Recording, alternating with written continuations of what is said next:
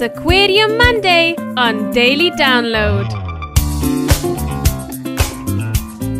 This is Zahraa from the Daily Download team here doing your Aquarium Monday feature from the Two Oceans Aquarium. We're joined by our new best friend Maryka from the Two Oceans Aquarium. Now, there are other big fish here and they look like they have battle scars all over them. They look so badass. I keep saying they actually look like a bunch of old men with big noses. They genuinely have got faces, which is amazing. So they're incredible fish. They're called black mussel cracker for very good reason. If you look at their teeth, in fact, their teeth look like big human teeth. It's like round, serious big teeth because they can crush mussels, for instance. But they're also called black steenbras, and in Afrikaans they're called poenskop.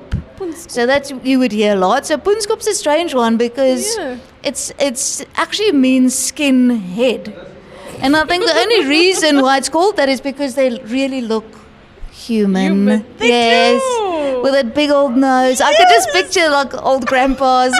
They can get quite grumpy as well, to be quite honest. You should start investing in walkers. Yes. For the fish or something So these fish, they actually live really long as well. Oh gosh. Like not quite grandpa age in human terms, but a good 45, 50 years as well. Oh, wow. Which is incredible. That's so I really often long. say, well, for all teenagers and young adults, there are a lot of fish here who are older than them. And therefore, we need to respect them. So I treat them like old people, I suppose. Right. They can stand their grounds proper, though. These fish, they obviously eat a lot of mussel. They will crush urchins.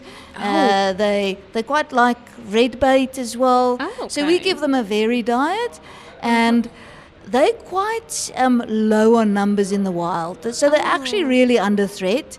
Sassy's listed them on the red list. And it's because they grow really slowly and they sexually mature really late. So when people go fishing and they catch a black mussel cracker, they're often of a size where they haven't reproduced yet. Oh no. So that's something that we also want people to realize. You see these beautiful big black mussel cracker in our exhibit, you're not going to see them in the ocean anymore. There's just not enough of them left. These fish also are bigger than the South African fishing record, which brings me back to the fact that this is really a hotel for fish. They live longer, they grow bigger, but they're lovely animals. We were really happy with the fact that they settled into this exhibit so nicely because they can be very territorial, which means they can fight with each other as well, which they haven't done. And a lot of the catch and release data that we've seen from fishing research is that they'll be caught, tagged, and maybe 5 or 10 years later recaptured within 4 kilometers of the original capture. So they don't move around all over the place. However, you do find these black mussel crackers along our east coast, so even from Cape Point all the way to Mozambique. But what we call the epicenters, where the highest concentration is more in the Transkei region. So they also prefer warmer water a bit more. Right. So you said they eat mussels and sea urchins. On the sea urchins, don't sea urchins have menacing spines on them? They've got spines, but that's no match to a mussel cracker. They just crush it. Sea urchins are really good food. A lot of fish eat it, like a white mussel cracker as well. A lot of the animals, because there's a lot of calcium in them. The gonads are really nutritious. It's a great food source for many animals that live in kelp forest or along the coast. Yeah. Well, because their diet consists of those things, they spend most of the time near the rocky areas of the ocean. Yeah, absolutely. That's also why they've got such a big nose. Is they bump mussels off rocks. Oh, so there's a purpose to that big old grandpa nose. I was thinking mussels. How do they get the mussels? Do they jump up?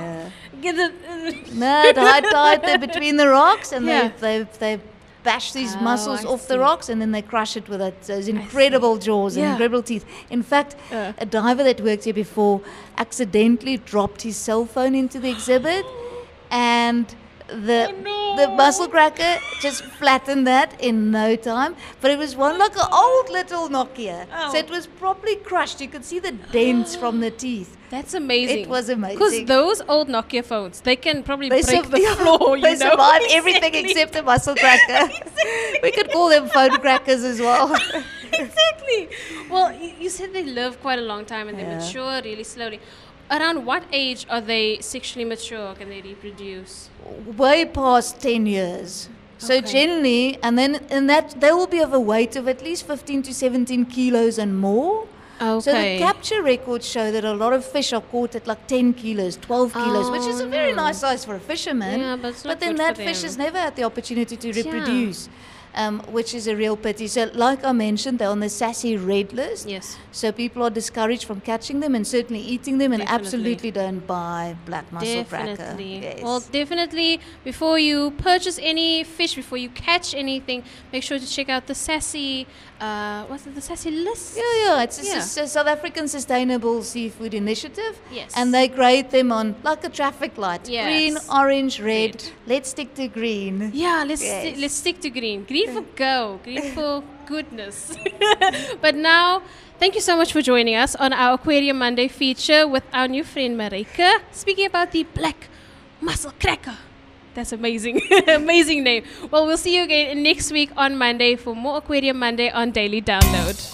This has been Aquarium Monday.